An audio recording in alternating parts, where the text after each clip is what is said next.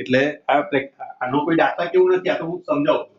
માની લો કે ઉર્મીએ આ જ પ્રેક્ટિકલ કર્યો, એને વર્નિયરનો ઉપયોગ કર્યો, વર્નિયર કેલિપર્સનો ઉપયોગ કર્યો, બરાબર, કેલિપર્સથી ઉપયોગ કર્યો અને એનું મેઝરમેન્ટ આવે છે L = 13.70 આવ્યું, 13.72 સેન્ટીમીટર આવ્યું, બરાબર.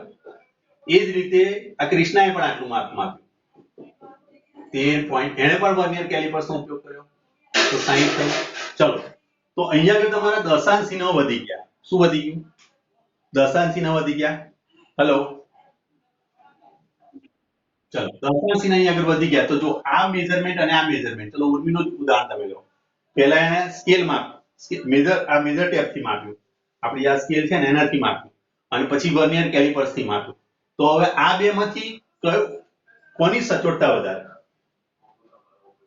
જેની અંદર વિભેદન વધારે. અહીંયા આગળ જો તમને બે વિભેદન મળ્યા, દશાંશ ચિહ્ન કેટલા મળ્યા છે? બે મળ્યા છે, માટેની સચોટતા વધારે એવું કહી શકાય. આના કરતાની સચોટતા વધારે છે એમ કહેવાય, બરાબર. હવે સપોઝ માન લો કે માઇક્રોમીટર સ્ક્રૂનો ઉપયોગ કર્યો, તો એની અંદર તો 3 ડિજિટ આવશે. તો જો માઇક્રોમીટર સ્ક્રૂનો ઉપયોગ કરીને લાવે તો 13.705 સેન્ટીમીટર આવું મેઝરમેન્ટ આવ્યું. તો આ સૌથી વધારે સચોટતા વાળું કહેવાશે. તો જેમ ગુણ્યા પછી દશાંશ ચિહ્નોની સંખ્યા વધશે, એને વિભેદન કહેવાય. એને શું કહીશું આપણે? વિભેદન અથવા તો સીમા, અથવા તો શું કહેવાય એને? સીમા. જેમાં સીમા જેટલી વધારે હોય, કારણ કે દશાંશ ચિહ્ન વધારે છે માટે એની સચોટતા વધારે છે એમ કહેવાય. તો પહેલા પેલી વસ્તુ તમારા માઇન્ડમાં ક્લિયર થઈ ગયું કે સચોટતા શું છે અને ચોકસાઈ શું છે. Hello, okay. ચલો, એક વિદ્યાર્થી તમારું માર્ક 9.8 નું 9.7 લે છે, તો આની ચોકસાઈ વધારે કહેવાય.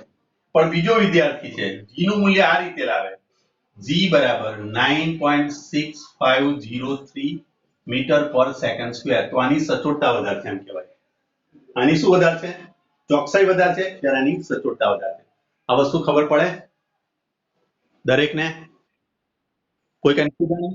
ચલો, ચોકસાઈ એટલે શું? તમે સાચા મૂલ્યની કેટલી નજીક છો એ આવે. અને સચોટતા એટલે શું? તો તમારા મૂલ્યમાં કેટલા દશાંશ ચિહ્નો આવે છે. આ માપનની અંદર કેટલા દશાંશ ચિહ્ન આવે છે. જેમાં દશાંશ ચિહ્નોની સંખ્યા વધારે છે, દશાંશ પછી, બરાબર, સંખ્યા પાછળ વધારે હશે, બરાબર, એને આપણે સચોટતા વધારે છે એમ કહેવાય. બોલો, હવે વસ્તુ ક્લિયર થઈ ગઈ માઇન્ડમાં? કોઈ કન્ફ્યુઝન નથી ને? ચલો, કારણ કે આનો જ ઉપયોગ તમારે આગળ માપનની અંદર કરવાનો છે. હવે તમે ચેપ્ટરના મેન ટ્રેક પર આવી ગયા, તો તમે ફિઝિક્સના મેન ટ્રેક પર છો. હવે બધી સામાન્ય વસ્તુ નથી, આ બધી વસ્તુ તમારે જોઈને ચાલવાનું. ક્લિયર આટલી વસ્તુ? કોઈ કન્ફ્યુઝન આમાં? કોઈ ડાઉટ? ચલો, હવે આગળ જઈએ. હવે ફિઝિક્સની અંદર શું હોય છે કે તમે જે માપન કરો છો એની અંદર ભૂલ થાય, બરાબર, એમાં અચોકસાઈ આવે. ચોકસાઈની જગ્યાએ શું આવે? અચોકસાઈ આવે. તો એ અચોકસાઈનું માપ જે છે એને ત્રુટિ કહેવાય. જે તમે માપ કરો છો, માપનમાં રહેલી અચોકસાઈને ત્રુટિ કહેવાય, બરાબર. જે તમે મેઝરમેન્ટ માપ્યું, દાખલા તરીકે અહીંયા આગળ મેં માપ્યું, આ પેન લીધી મેં, અને આગળથી મેં માપ્યું 13.8 માપ્યું, બરાબર, આગળથી મેં માપ્યું 13.8 જેવું આવે છે. અહીંયા આગળથી જો મેઝરમેન્ટ તમારું 13.8 જેવું આવે છે. એક્ઝેક્ટ 14 જેવું નથી આવતું, પણ સહેજ આગળ આમ તમે જોશો એટલે થોડુંક ફરક પડશે, બરાબર. બે દોરા પાછળ પડે છે ને, જો હજુ વધારે નજીક લેવું આવે છે. હવે કોઈ વ્યક્તિ એવું કરે કે સીધે સીધું આમ વિચારે કે ચલો એને આ રીતે લઈ લીધું આમ, અને આમ જોઈ લીધું, આવી રીતે ઉપરથી આ રીતે જુએ છે આમ, તો એક્ઝેક્ટ જો 14 ઉપર જ આવી જાય છે. હેલો, હા, તો એ જે માપનમાં અચોકસાઈ થઈ, માપનની અંદર રહેલી અચોકસાઈ, ચોક્કસ નતું આ, પણ અચોકસાઈ થઈ, બરાબર. પહેલામાં 2 કાપા ઓછું હતું, હવે 2 કાપા વધી ગયું, તો એ અચોકસાઈ થઈ. અને અચોકસાઈનું જે માપન છે એ માપનને આપણે ત્રુટિ કહીએ છીએ. શું કહીશું? ત્રુટિ. ત્રુટિ એટલે ખામી. યાદ છે ને? ત્રુટિ આપણે એક શબ્દ વાપરીએ છીએ, બરાબર. માપનમાં ચોકસાઈનો આધાર સાધનના વિભેદન અથવા તો સીમા જેવી કેટલીક બાબતો પર રહેલો છે. ઉદાહરણ તરીકે કોઈ એક લંબાઈનું સાચું મૂલ્ય તમને અહીં આપ્યું છે. જુઓ, આ ચોપડીમાં આપેલું છે આપણને 3.678 સેન્ટીમીટર છે. આ એક લંબાઈ L બરાબર તમને આ સાચું મૂલ્ય આપ્યું છે. સાચું મૂલ્ય, બરાબર, આપણને આપેલું છે, જે મેં તમને 9.8 લીધું. એક પ્રયોગમાં 0.1 વિભેદન ધરાવતા સાધન વડે, 0.1 વિભેદન એટલે તમે કહી શકો છો કે એ વર્નિયર કેલિપર જેવું હોય, બરાબર? તો એક સાધન લીધું અને એની વિભેદન તમને આપ્યું છે 0.1 નું, બરાબર? આટલા સેન્ટીમીટરનું, અને એનું માપ કરવામાં આવે છે તો લંબાઈ માપે છે 3.5 સેન્ટીમીટર. એટલે પૂર્ણાંક પછી દશાંશ, દશાંશ પછી એક જ એની જોડે ડિજિટ છે, આ સંખ્યા એક જ છે, બરાબર? હવે એ જ બીજા પ્રયોગમાં વધુ વિભેદન, બીજું વિભેદન આપણે લીધું 0.01, એટલે બે ડિજિટ લીધું. આ બે સંખ્યા હોય, બે અહીંયા આગળ સંખ્યા આવે છે, ત્યારે અહીંયા આગળ એક જ સંખ્યા આવી. તો એ વખતે એનું મૂલ્ય આવે છે L બરાબર 3.38 સેન્ટીમીટર, બરાબર? તો અહીંયા આગળ તમે જોશો પ્રથમ જે છે એ ચોકસાઈ વાળું છે અને બીજામાં સચોટતા વધારે છે. આ શું છે? ચોકસાઈ બતાવે છે, બરાબર? વધુ છે, વધુ ચોકસાઈ છે. જ્યારે અહીંયા આગળ શું છે? સચોટતા વધુ. બોલો, ખબર પડી? આ ઉદાહરણ તમને ચોપડીનું આપેલું છે. હા, પણ અહીંયા તમે જોઈ શકશો કે આમાં સચોટતા ઓછી છે, આની ચોકસાઈ વધારે છે તો સચોટતા ઓછી છે, આમાં સચોટતા વધારે છે તો ચોકસાઈ ઓછી છે, એવું આપણે કહી શકીએ, બરાબર? પણ આપણે જે માપન માપી રહ્યા છે એ વધારે સચોટ હોવું જોઈએ. ફિઝિક્સ ની અંદર સચોટ એટલે પરફેક્ટ. તમને વ્યાખ્યા મેં લખ્યું કે પરફેક્ટ બનાવવું પડશે. તમારે જે મેઝરમેન્ટ કેવું આવું સાચું મેઝરમેન્ટ તમારે લેવું પડશે. તો એની અંદર હંમેશા યાદ રાખજો એની સચોટતા વધારે હોવી જોઈએ, દશાંશ ચિહ્ન પછીના મૂલ્ય વધારે હોવા જોઈએ. અને માટે તમે વર્નિયર કેલિપર્સ અથવા તો માઇક્રોમીટર સ્ક્રૂનો ઉપયોગ કરશો. જ્યારે તમે વર્નિયરના પ્રયોગ કરશો, માઇક્રોમીટર સ્ક્રૂના ઉપયોગ કરશો, ત્યારે એની તમને થોડોક વધારે અંદાજ આવશે. આ બે એક્ઝામ્પલ મેં તમને આપ્યા, એમાં કોઈને એવું લાગતું હોય તો તમે મને કહી શકો છો. ચલો, કોઈ કોઈ જગ્યાએ તમને લાગતું હોય કે ભાઈ આ વસ્તુ મને નથી આવડી,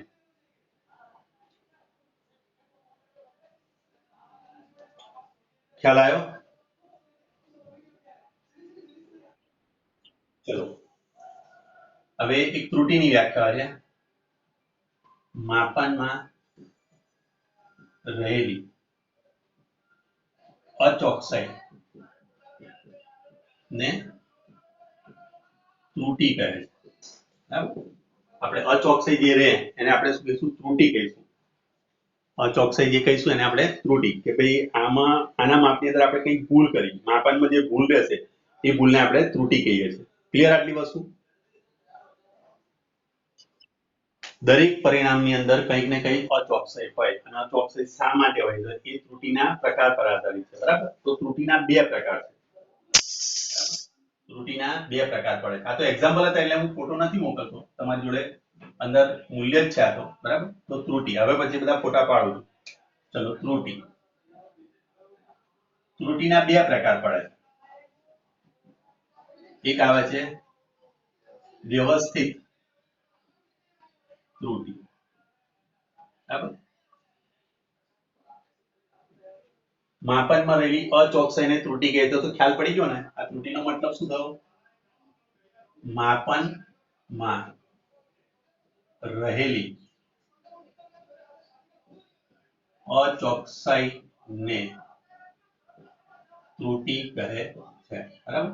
અને એક આવે છે વ્યવસ્થિત અને અવ્યવસ્થિત ત્રુટિ, બરાબર?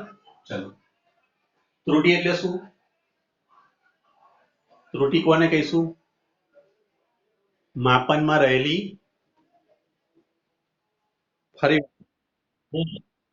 ચલો, આ પેનનું માપ હમણાં જ બધાને મોડે થઈ ગયું છે, 13.8 હતું આ પેન, બરાબર? હવે માની લો કે હું વિદ્યાર્થી તરીકે આવ્યો અને એકદમ જ મેં ઉતાર કરી નાખ્યું અને આ રીતે મેં મૂકી દીધું મેજરમેન્ટ. ચલો, આ બાજુ થોડું કશું જોયું નહીં, એક બે આંકડા આ બાજુ વધારી દીધા, તો મારું તો 14.5 જતું રહે. જો 14.5 જતું રહે છે ને મેજરમેન્ટ, થાય છે કે? હા, તો પછી હું લખું ભાઈ આ પેનનું માપ તો 14.5 છે અને એનું મૂલ્ય છે 13.8, તો બહુ મોટો ડિફરન્સ પડી ગયો. તો આ જે છે એ અચોકસાઈ કહેવાય, અને માપનમાં રહેલી અચોકસાઈને ત્રુટિ કહેવાય, બરાબર?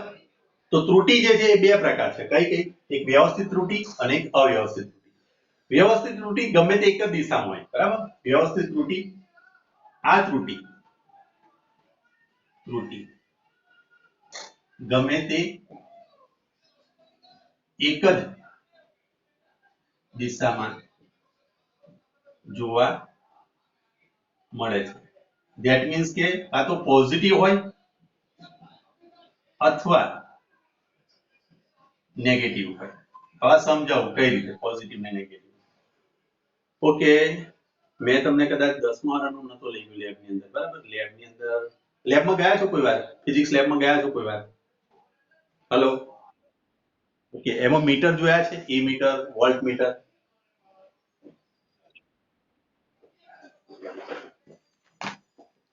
તો ચલો મારું કામ સરળ થઈ ગયું. આ માની લો કે મેં વોલ્ટ મીટર બનાવ્યું. અહીં 0 છે, 1 વોલ્ટ, 2 વોલ્ટ, 3 વોલ્ટ અને 4 વોલ્ટ. એ રીતે આ બાજુ 1, 2, 3 અને 4. અને આગળ આ રીતે અંકન આપેલો છે અને અહીંયા આગળ આ એરો આ રીતે આપેલો છે. આ એક દર્શક હશે. ચલો, અને અહીંયા આગળ લખ્યું છે 0 થી 4 વોલ્ટ, બરાબર? અને જે તે કંપનીનો લોગો હશે અહીંયા આગળ તમને સ્પ્રિંગ જેવું થોડું દેખાતું હશે, જો જોયું હોય, બરાબર? એક છેડો અહીં પ્લસ હશે, એક છેડો માઇનસ હશે. અહીંથી તમે વાયર જોઈન્ટ કરશો. ક્લિયર? આટલી વસ્તુ દેખાયું તમને? વોલ્ટ મીટર જેવું દેખાયું? કઈ ફીલ થાય કેવું? વોલ્ટ મીટર લાગે છે? મને તો લાગે છે, તમને ના લાગવું હવે તો નજર પર છે, બરાબર? આપણે જોવું છે કે ભાઈ આ વોલ્ટ મીટર છે તો વોલ્ટ મીટર માની લો. ચલો, એક્ઝેક્ટ તારી 0 પર છે. હેલો, એક્ઝેક્ટ 0 પર છે ને? પણ કોઈક વાર એવું થઈ જાય છે કે આ વોલ્ટ મીટર થયું ને એ સેટ આમ થઈ જાય, આ રીતે આવી જાય, બરાબર? હવે માની લો કે તમે મેઝરમેન્ટ લીધું અને આ ખસીને આટલે આવી જાય છે, આ જગ્યાએ આવે છે, તો તમે લખશો 3 વોલ્ટ, બરાબર? કેટલા વોલ્ટ લખ્યા તમે? 3 વોલ્ટ. અવલોકન નોંધશો તમે? હેલો, અવલોકન કેટલું લોશો? 3 પર આવી જાય એટલે 3 વોલ્ટ લેવાય ને? અહીંયા આગળથી ખસી અહીંયા આગળ ખસીને આટલે આવી ગયું તો 3 વોલ્ટ તમે લખી દીધું. ફરી પાછો કંઈક તમે અંદર પ્રવાહ વધારે, વોલ્ટેજ વધારે, એટલે અહીંયા આગળથી માની લો કે આ 4 પર આવી ગયું, તમે 4 લો છો. આ પહેલું અવલોકન થયું. પછી બીજું અવલોકન તમે લખ્યું 4 વોલ્ટ. તો જુઓ, અહીં તમે ક્રમ લખશો, ક્રમ, પછી અહીં અવલોકન, બરાબર? ચલો, પહેલો ક્રમ, બીજો ક્રમ, ત્રીજો ક્રમ. તો પહેલામાં તમારી જોડે આવે છે 3 વોલ્ટ, બીજામાં આવે છે 4 વોલ્ટ. માની લો કે આ છેલ્લો 5 નું આપેલું 4.2 આવે છે. ચલો, 4.2 વોલ્ટ આવે. 3 અવલોકન લીધા. પણ આ 3 અવલોકન ખોટા છે. શા માટે? કારણ કે અહીંયા આગળથી 1 ની 2 દોરા વધારે છે આ બાજુ. હેલો, ખબર પડી? દરેકની અંદરથી તમારે શું કરવું પડશે? 2 બાદ કરવા પડે. સોરી, 2 ઉમેરવા પડે. આ વધારાના 2 લખવાના ને. આ 3 તો આટલેથી આટલા જ હતા અને આ 2 અહીંથી માપ લીધું એટલે 3.2 વોલ્ટ આવવું જોઈએ. આ 4.2 વોલ્ટ આવવું જોઈએ અને આ 4.4 થવું જોઈએ. હેલો, તો અહીંયા આગળ તમે જોઈ શકો કે દરેકની અંદર એક સરખો જ વધારો થયો, બબ્બેનો વધારો થયો. એને આપણે કહીશું પોઝિટિવ. વધારો થતો એટલે પોઝિટિવ થયું, એક જ દિશામાં જાય. સપોઝ તમારું વોલ્ટ મીટર આવું હોય, માની લો કે આ વોલ્ટ મીટર તમારું આ રીતનું હોય, આ 3 છે ને અહીંયા આગળ 4 છે. માની લો કે એ આટલે અહીંયા આગળ 0 આટલે બતાવી દેતું હોય, આ 1 ને 2 પોઈન્ટ પર અહીંયા આગળ 0 બતાવી દેતું હોય. તો હવે તમે જે મેજરમેન્ટ લેતા, દાખલા તરીકે તમે 3 પર આવ્યા, તો 3 માં તમારે શું કરવું પડશે? 2 ઓછું કરવું પડે. તો પહેલું 3 નહીં હોય, શું હશે? 2.8 વોલ્ટ હશે પહેલું. બીજાની અંદર દાખલા તરીકે તમારી જોડે 4 આવ્યું તો એ 3.8 વોલ્ટ હશે, કારણ કે એમાં તમારે 0.2 વોલ્ટ બાદ કરવાના. ત્રીજાની અંદર અહીંયા આગળ 4.2 હતું તો એની જગ્યાએ તમે લખશો 4 વોલ્ટ. તો 3 એ 3 તમે જો એક સરખો જ ઉપરની તરફનો ઘટાડો છે. પહેલા આગળ વધતો હતો, આ ઘટતો હતો, અને એને કહેવાય નેગેટિવ ત્રુટિ. એક પોઝિટિવ ત્રુટિ અને એક નેગેટિવ ત્રુટિ. ખબર પડી? કોઈ કન્ફ્યુઝન? આ મેં તમને પ્રેક્ટિકલી કરીને બતાવું છું, ધ્યાન રાખજો, બરાબર? અને આના ફોટોગ્રાફ ને એવું બધું મોકલીશું, તમને અંદાજ નહીં આવે. આ તમે અહીંયા જોશો વિડીયો તો તમને અંદાજ આવશે. એ ફોટોગ્રાફ સાથે કોઈ લેવા દેવા નથી, બરાબર? અહીં ફોટોગ્રાફ સાથે નહીં, અહીંયા આગળ મેં તમને આ પ્રેક્ટિકલી કરીને બતાવ્યું કે ભાઈ પ્લસ ત્રુટિ કોની કહેવાય, માઇનસ ત્રુટિ કોની કહેવાય. અને વ્યવસ્થિત ત્રુટિની અંદર જ થાય. પ્લસ અને માઇનસ બે એક સાથે ક્યારે આની અંદર આવે? અવ્યવસ્થિત ત્રુટિમાં અહીં ત્રુટિ પોઝિટિવ કે નેગેટિવ ગમે તે હોય છે. આ ધ્યાન રાખજો. જ્યારે અહીંયા આગળ ફક્ત પોઝિટિવ હોય તો પોઝિટિવ રહે અને નેગેટિવ હોય તો નેગેટિવ. તમારું અહીંયા આગળ અવલોકન અહીંથી સ્ટાર્ટ થશે, દરેકમાં અહીંયા આગળથી સ્ટાર્ટ થશે. એવું ના આવે કે અહીંયા આગળ પાછું અહીંયા આગળ આવી જાય. બરાબર? તો દરેકની અંદર એ ભૂલ કોમન રહેવાની, અને કોમન ભૂલ એટલે કાં તો તમે પોઝિટિવ લઈ શકો છો, કાં તો તમે નેગેટિવ. બોલો, આમાં કોઈને કન્ફ્યુઝન, કોઈને ડાઉટ? ઓકે, ચલો. તો વ્યવસ્થિત ત્રુટિની અંદર શું હોય કે જે સાધન છે એની કોઈ ખામી હોય. આ સાધનની ખામી થઈ, બરાબર? સાધનની ખામીને કારણે જે ત્રુટિ ઉદ્ભવશે એ ત્રુટિને આપણે કહીશું વ્યવસ્થિત ત્રુટિ. એમાં પહેલા નંબરની ત્રુટિ તમને આપી છે, ફર્સ્ટ નંબરની જુઓ.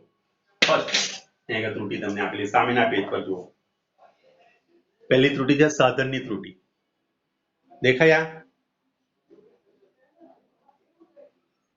ઓકે. અને જો ઉપર લખેલું વ્યવસ્થિત ત્રુટિ આપેલા પ્રયોગ દરમિયાન એક જ દિશામાં એટલે કે ધન કે ઋણ જ હોય. આ ત્રુટિના અમુક ઉદ્ગમો નીચે મુજબ છે. તો પહેલું ઉદ્ગમ અહીંયા આગળ આપ્યું આપણને સાધનની ત્રુટિ. કઈ ત્રુટિ? સાધનની ત્રુટિ. આ સાધનની ત્રુટિનું મેં તમને ઉદાહરણ આપ્યું. જો આ પ્રકારની ત્રુટિ સાધનમાં રહેલા કોઈ ક્ષતિયુક્ત રચના કે સાધનમાં સ્કેલના ખામીયુક્ત કેલિબ્રેશન કે અંકન, સાધનની શૂન્ય ત્રુટિ વગેરેને કારણે ઉદ્ભવે છે. દાખલા તરીકે અત્યારે મેં તમને આ શૂન્ય ત્રુટિ બતાવી. પછી આ સાધનનું કેલિબ્રેશન જુઓ, આ સ્કેલ જુઓ, બરાબર? આ છે ને વિડીયો તમારે જોવો પડશે. આના ફોટાની આશા ના રાખશો, કારણ કે ફોટામાં આ બધું કઈ રીતે લખી શકું, બતાવી શકું. અહીં સમજો તમે. જુઓ, આ મેઝરમેન્ટ હું તમને બતાવું. દાખલા તરીકે આ જે મેઝરમેન્ટ જે છે, આ જે મેઝરમેન્ટ અહીંયા આગળ જુઓ આપેલું છે ને એકની જોડે. માની લો કે અહીંયા આગળથી હું આ પેનથી, હવે કોઈને આવું કરી દીધું ટપકું, જો ખબર પડી? આ મેં ટપકું પાડી દીધું, બરાબર? હવે તમે જયારે મેઝરમેન્ટ લેવા જાઓ તો તમે આશરે લઈ લો છો. શું કરશો તમે? આશરે. તો એ શું કહેવાય? ખામીયુક્ત અંકન. શું કહેવાશે?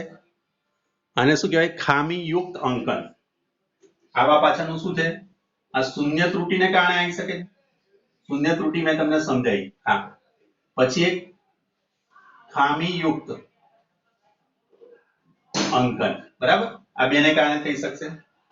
અને ત્રીજી વસ્તુ તમને કેલિબ્રેશન એટલે અંકન, સાધનની ત્રુટિ વગેરે, બરાબર? અને સાધનની ત્રુટિ, જે સાધન તમે યુઝ કરો છો, દાખલા તરીકે વર્નિયર કેલિપર્સ તમે યુઝ કર્યું, તો વર્નિયર કેલિપર્સમાં બે જડબા આવે છે સામસામેના. કદાચ એ વધારે પડતા હલી જતા હોય, અથવા તો એ સ્ટેટ રહી ના શકતા હોય, ટાઈટ રહી ના શકતા હોય, તો એ સાધનની ખામી. તો સાધનની એક શૂન્ય ત્રુટિ આવશે, એક ખામીયુક્ત આવશે, અને એક સાધનની ખામી. આ ત્રણેયને કારણે જે ત્રુટિ ઉદ્ભવશે એ ત્રુટિને કહીશું આપણે સાધનની ખામી. બરાબર? ખ્યાલ આવ્યો? હજુ તમારે પ્રેક્ટિકલ શરૂ નહીં થાય એટલે થોડુંક તમને અંદાજ નહીં આવે, પણ જેમ જેમ પ્રેક્ટિકલ શરૂ થશે તેમ તેમ તમે આ બધી વસ્તુ સમજશો.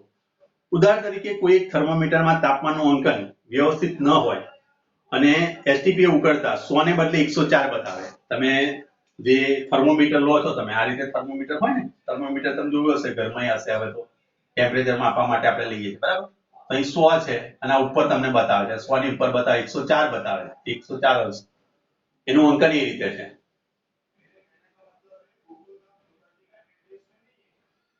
ચલો, હવે પેલો ટાઈમ વાળો મેસેજ આવી ગયો છે. ફરી પાછા બધા એડ થાવ, બરાબર? ચલો.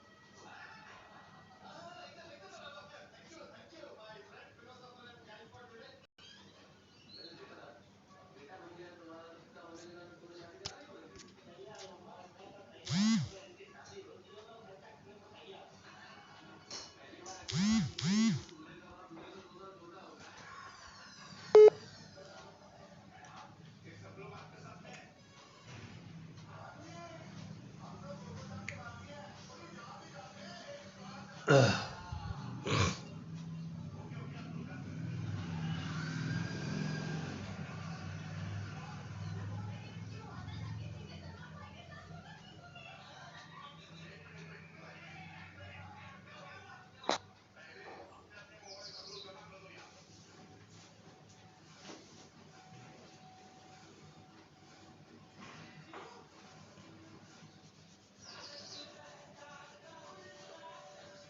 જોઈન્ટ કેમ નહીં થતા ફટાફટ? ચલો કે ઉતાવળ કરો.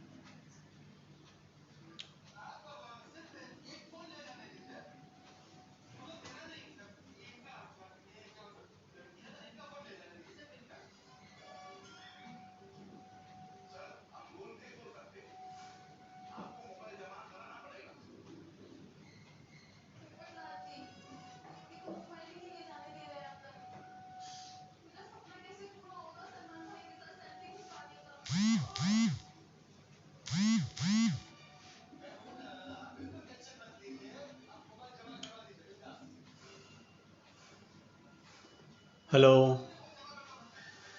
કેમ આટલી બધી વાર લાગે છે રિદ્ધિ? હવે તને આવતા કેમ આટલી બધી વાર લાગે છે? ચલો હું વેઇટિંગ રૂમ ઓપન કરી દઉં છું એટલે આવી જશે. બરાબર, ચલો ચલો તો સાધનની ત્રુટિ આપણે સમજ્યા. બરાબર, કે સાધનની ત્રુટિની અંદર શું, દાખલા તરીકે તમારી જોડે થર્મોમીટર હોય અને એનું અંકન તમને 100 ની જગ્યાએ 104 બતાવતું હોય. બરાબર, એ 4 કાપા ઉપર બતાવતું હોય તો તમારા દરેક મૂલ્યની અંદર શું થશે, 4 ડિગ્રીનો ડિફરન્સ આવશે. જે રીતે અહીંયા આગળ મેં તમને કીધું કે 2 કાપાનો દરેકમાં ડિફરન્સ પડશે. જો પાછળની સાઈડ હશે તો પણ 2 કાપાનો ડિફરન્સ હશે, આગળની સાઈડ હશે તો 2 કાપાનો ડિફરન્સ થશે. સમજ પડી? તો સાધનની ત્રુટિ જે છે એ વ્યવસ્થિત ત્રુટિમાં આવે. તો વ્યવસ્થિત ત્રુટિની અંદર કાં તો એને તમે પોઝિટિવ ગણી શકો કાં તો તમે એને નેગેટિવ. બરાબર, તમે પોઝિટિવ નેગેટિવ બંને સાથે આમાં નાઈ શકાય. કોઈ પણ એક જ દિશામાં તમને ત્રુટિ જોવા મળે. દાખલા તરીકે અહીંયા આગળ 100 ની જગ્યાએ 104 બતાવે છે તો અહીંયા આગળ જ્યારે તમને સાચું મૂલ્ય દાખલા તરીકે 50 અંશ હશે તો 50 ની જગ્યાએ આપણને શું બતાવશે, 54 અંશ બતાવશે સેલ્સિયસ. દાખલા તરીકે તમારું સાચું મૂલ્ય 90 છે તો એની જગ્યાએ શું બતાવશે, 94 બતાવશે. તો સાધનની ત્રુટિ આપણને ગમે તે એક જ દિશામાં એનું ત્રુટિ બતાવશે, કોઈ પણ એક દિશામાં, કાં તો એ પોઝિટિવ સાઈડ કાં તો એ નેગેટિવ સાઈડ. હવે સપોઝ માન લો કે તમારે કેલિબ્રેશનમાં એવું અંકનમાં કોઈક એવી ભૂલ થઈ કે 100 ની જગ્યાએ શું બતાવે છે, 98 બતાવે છે. તો જ્યારે 100 પર પહોંચે ત્યારે એનું સાચું મૂલ્ય શું હશે, 98 સેલ્સિયસ. એટલે કે નીચેની તરફ બતાવે, એટલે કે નેગેટિવ ત્રુટિ બતાવે. કાં તો નેગેટિવ કાં તો પોઝિટિવ, બંને એક સાથે ત્રુટિ આમાં હોઈ શકે નહીં. કારણ કે આ કઈ ત્રુટિ છે, વ્યવસ્થિત ત્રુટિ.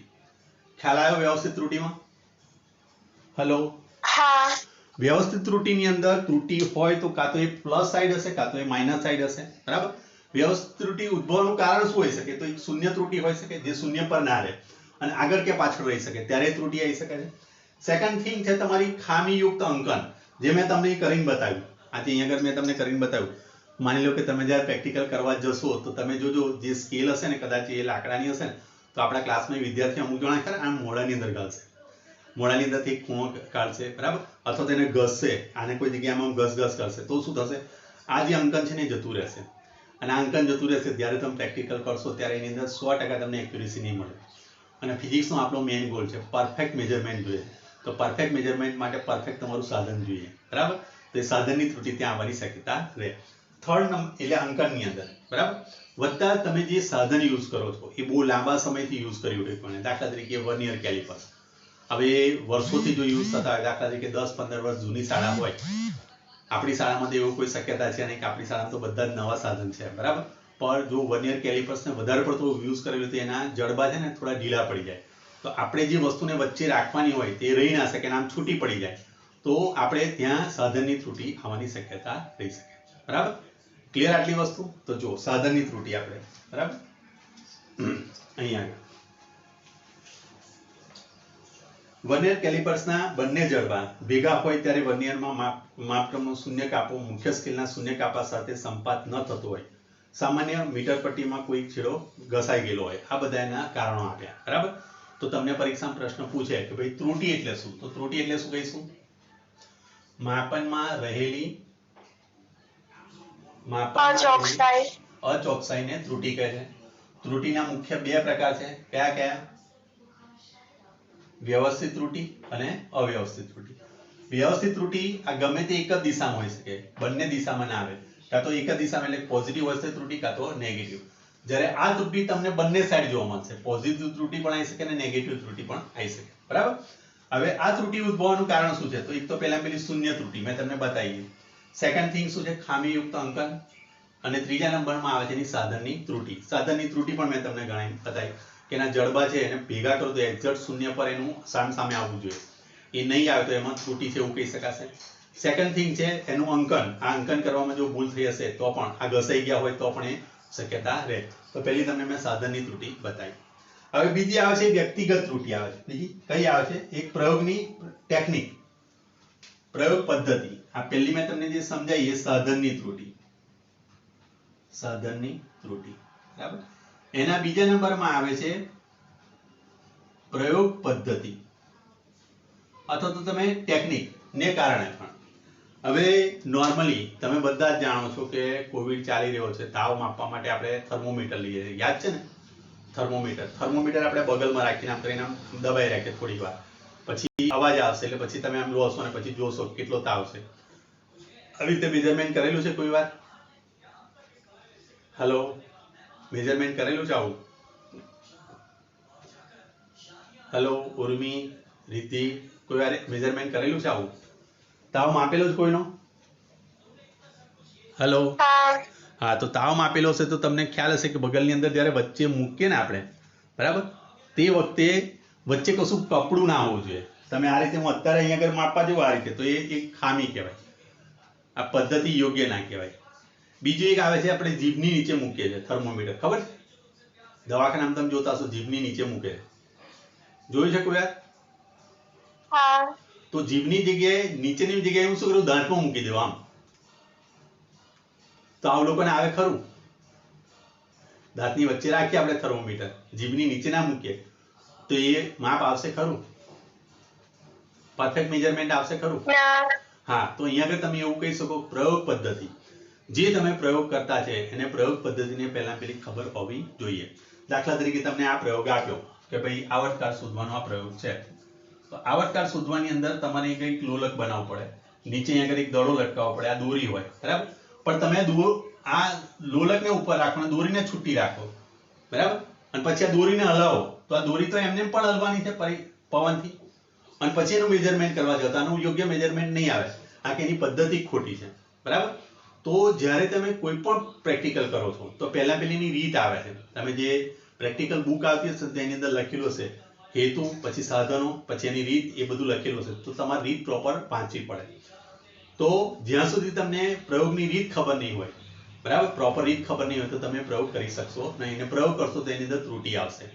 તો પ્રયોગ પદ્ધતિને કારણે જે ત્રુટિ ઉદ્ભવે છે, બરાબર, એ સેકન્ડ નંબરની ત્રુટિ થઈ. અને પણ કઈ છે? વ્યવસ્થિત ત્રુટિ. તો વ્યવસ્થિત ત્રુટિનો એક બીજો પ્રકાર છે, કયો છે? પ્રયોગ પદ્ધતિ અથવા તો પ્રયોગ કરવાની ટેકનિક, બરાબર. ટેકનિકમાં મેં તમને કીધું કે અત્યારે મેં શર્ટ પહેરેલું છે અને અહીંયા આગળ બગલમાં મૂકી દઉં થર્મોમીટર, તો એ એનું સાચું માપ નહીં આપે. શા માટે નહીં આપે? તમે આ રીતે મેજરમેન્ટ લો છો તાવનું, આ રીતે તાવને શું કરો છો? તાવ માપવા માટે અંદર મૂકો છો, યાદ છે ને? હેલો, હું મારું શર્ટનું બટન ખોલી અંદર મૂકીશ અને એ ચામડીના સંપર્કમાં રહેવું જોઈએ, શર્ટના સંપર્કમાં ના રહેવું જોઈએ. આ પદ્ધતિ છે. તો આ પદ્ધતિનો તમને ખ્યાલ હોવો જોઈએ. આ સેકન્ડમાં જુઓ. સેકન્ડમાં શું કીધું આપણને? સેકન્ડ, ઉદાહરણ તરીકે થર્મોમીટરની મદદથી શરીરનું તાપમાન માપવામાં આવે ત્યારે થર્મોમીટરને બગલમાં મૂકીને માપેલ તાપમાન શરીરના વાસ્તવિક તાપમાન કરતાં સહેજ ઓછું તાપમાન દર્શાવે છે. તો પ્રયોગ દરમિયાન બાહ્ય પરિબળ જેવા કે તાપમાન, દબાણ, પવન વેગ ના આ માપનમાં વ્યવસ્થિત ત્રુટિ ઉત્પન્ન કરે છે. આ બીજું પણ એક કારણ થયું કે દાખલા તરીકે તમારું જે રૂમનું ટેમ્પરેચર હોય એમાં વધઘટ થતી હોય, વાતાવરણના દબાણમાં ફેરફાર થતો તો પણ એમાં ત્રુટિ આવી શકે છે. પણ પ્રયોગ કરવાની પદ્ધતિ તમારી સાચી હશે તો તમે પરફેક્ટ મેજરમેન્ટ મેળવી શકશો, નહીં તો નહીં. તો સેકન્ડ થઈ. થર્ડ વસ્તુ થઈ ગઈ તમારી વ્યક્તિગત ત્રુટિ. ત્રીજી આવશે એ છે વ્યક્તિગત ત્રુટિ. કઈ ત્રુટિ છે? વ્યક્તિગત. ચલો વ્યક્તિગત ત્રુટિ કોને કહેવાય? તો માની લો કે ઉર્મી આપણા ક્લાસમાં ભણે છે એની પ્રેક્ટિકલ કરવા માટે ગઈ. હવે માની લો કે આ સવારમાં એની મમ્મી એને કંઈક બોલ્યા, બરાબર, તો એનું મગજ થોડું ટેન્સ થયું, એટલે કે ટેન્શનમાં હતી, અથવા તો એના ઘરમાં કોઈક એવું વસ્તુ બની, બરાબર, કે એના ઘરની અંદર કોઈક એવી ઘટના બની કે જેથી કરીને એનો મૂડ ઓફ છે, બરાબર, આ પ્રેક્ટિકલ કરવા ગઈ અને એનું ધ્યાન અહીંયા આગળ ના હોય. દાખલા તરીકે અહીંયા આગળ આ લોલકનું પ્રેક્ટિકલ આપણે કરી રહ્યા છે, તમે પ્રેક્ટિકલ કરશો એટલે બધું થોડુંક અંદાજ આવશે તમને. આ પ્રેક્ટિકલ કરી રહ્યા છે, આ લોલકનો ગોળો આ બાજુ લાવવાનો, એને છોડી દેવાનો અહીંથી, અને આ પછી આમ ફરશે, અહીંથી જઈને અહીંયા આગળ આવે એટલે એનું એક દોલન થયું, પછી પાછો અહીંયા આગળ જઈને આવે એટલે 2 દોલન થયા, પછી 3 દોલન. તેવી રીતે એને 10 દોલનનો સમય કાઉન્ટ કરવાનો છે. તો એને સ્ટોપવોચ આપી છે, સ્ટોપવોચ ચાલુ કરી અને પછી કાઉન્ટ થાય છે અને અચાનક એની મોબાઈલની રિંગ વાગે છે. તો રિંગ સામે જુએ છે, કોનો ફોન છે? તો મમ્મીનો ફોન છે. તો તરત એ લઈ લેશે, બરાબર. તે દરમિયાનમાં આના દોલન ચાલુ જશે. હેલો, આના દોલન તો ચાલુ જશે ને, આ થોડું ઉપર આવવાનું છે, બરાબર. તો અહીંયા આગળ માની લો કે 25 ની જગ્યાએ એને માપવાના હોય છે 25 અને જતા રહે છે 50 પર, એને 10 માપવાના અને જતા રહેશે 20 પર. તો એનું જે મેજરમેન્ટ હશે કેવું હશે? ખોટું પડશે. તો વ્યક્તિગત ત્રુટિની અંદર પૂર્વગ્રહ, તમારો પૂર્વગ્રહ, તમને એ માપ કરવા માટેનો તમને 100% તમારું ફોકસ હોવું જોઈએ. જો એની અંદર તમારું ધ્યાન આમ તેમ જાય, માની લો તમે પ્રેક્ટિકલ કરી રહ્યા છો અને અચાનક બહાર ધડાકો થયો, તમે બહાર ધડાકો જોવા માટે ગયા, તો અહીંયા આગળ તો દોલન ચાલુ જ હશે ને, તો તમારા દોલન ગણવાના છે રહી જશે. તો આ વસ્તુ થઈ, તો એ થઈ વ્યક્તિગત ત્રુટિ. સમજ પડી? હલો, વ્યક્તિગત ત્રુટિ સમજ પડે? આપણી પોતાની ભૂલને કારણે જે પ્રયોગ કરતા હોય, કુશળ, બધા પ્રયોગ કરતા કુશળ જ હોય, પણ એના માઇન્ડમાં કંઈક ને કંઈક વસ્તુ પૂર્વગ્રહ ચાલતો હોય, એ પૂર્વગ્રહને લીધે એ યોગ્ય મેજરમેન્ટ ના લઈ શકે અને એને કારણે જે ત્રુટિ ઉદ્ભવે એ ત્રુટિને કહેવાય વ્યક્તિગત ત્રુટિ. આ કોઈ વ્યાખ્યા સૂત્ર કે એવું નથી કે આને તમે ગોખી મારો, તમે તમારી રીતે લખી શકો છો. સાધનની ત્રુટિ મેં તમને સમજાવી કઈ રીતે આવી શકે છે, પ્રયોગની પદ્ધતિ તમે જાણતા ના હોય તો પણ ત્રુટિ આવી શકે છે અને વ્યક્તિગત ત્રુટિ આવી શકે. તમને પ્રયોગ કરતી વખતે તમારું 100% કોન્સન્ટ્રેશન હોવું જોઈએ, બરાબર. આ 3 બાબતો રેર કેસમાં વસ્તુ પૂછાય, પણ જો કદાચ પૂછાય તમે આરામથી એને લખી શકો છો. ત્રુટિ એટલે શું? માપનમાં રહેલી અચોકસાઈનું માપ. અચોકસાઈને ત્રુટિ કહેવાય, માપનમાં રહેલી, બરાબર. ત્રુટિના 2 પ્રકાર, વ્યવસ્થિત, અવ્યવસ્થિત. વ્યવસ્થિતના કેટલા પ્રકાર? તો 3 પ્રકાર. કયા? સાધનની ત્રુટિ, બીજા નંબરમાં પ્રયોગ પદ્ધતિની ત્રુટિ અને ત્રીજા નંબરમાં વ્યવસ્થિત ત્રુટિ. આટલો તમને ખ્યાલ હોવો જોઈએ. જો વ્યક્તિગત ત્રુટિ, પ્રયોગ દરમિયાન અવલોકનકારની ખાસિયત મેં તમને કીધી, હમણાં ફોન આવ્યો ને આપણે તરત લઈ લઈએ એ થયું. સાધનની અયોગ્ય ગોઠવણી, હા, તમે જે સાધન છે એને અયોગ્ય ગોઠવણી કરો અને ઉપર લઈ જાઓ તો પણ કોઈ દિવસ પ્રેક્ટિકલ તમારું સીધો થશે નહીં, બરાબર.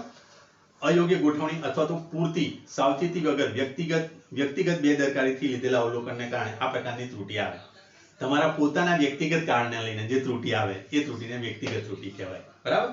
ચલો, દાખલા તરીકે માપન પર સોયની સ્થિતિનું અવલોકન લેતી વખતે સ્વાભાવિક તમારું માથું સાચા સ્થાનને બદલે વધુ જમણી બાજુ રાખીને અવલોકન લેશો તો દ્રષ્ટિ સ્થાન ભેદને લીધે અવલોકનમાં ત્રુટિ આવશે. હમણાં જ સમજાવ્યું મેં તમને, જો ફરી કરીને બતાવો.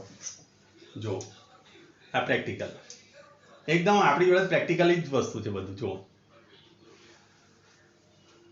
અહીં જુઓ, આ હું તમને મેઝરમેન્ટ બતાવું તમે જોજો. હવે જો હું આને આમ ફેરવી નાખું ને આ રીતે, જુઓ આ રીતે બતાવું તો 14 ની એકદમ નજીક જતો રહે છે, 14 ઉપર જતું રહે છે ને. જો હવે હું આને આમ બતાવું તો જો કેવું થાય. જો